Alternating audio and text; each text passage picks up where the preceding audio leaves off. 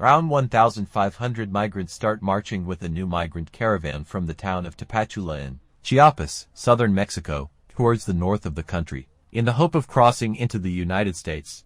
The migrants, most from Central and South America, said they had grown tired of waiting in Mexico's southern city of Tapachula, near the Guatemala border. They said processing centers there for asylum or visa requests are overloaded and the process can take months.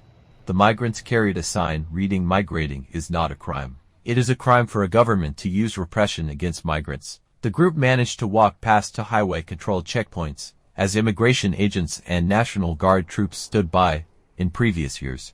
Many people left El Salvador because of gang-related violence, but even though the Salvadoran government has brought down the homicide rate with a tough crackdown on gangs that has imprisoned tens of thousands, Giron said he still had to leave.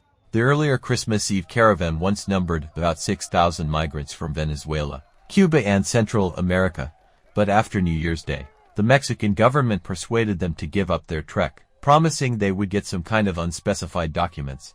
By the next week, about 2,000 migrants from that caravan resumed their journey through southern Mexico, after participants were left without the papers the Mexican government appeared to have promised. The migrants wanted transit or exit visas, allowing them to take buses or trains to the U.S. border, but they were given papers restricting holders to Mexico's southernmost Chiapas state, where work is scarce and local residents are largely poor. By last week, only 100 or 2 had made it to the border between neighboring Oaxaca state and the Gulf Coast state of Veracruz, mainly on buses.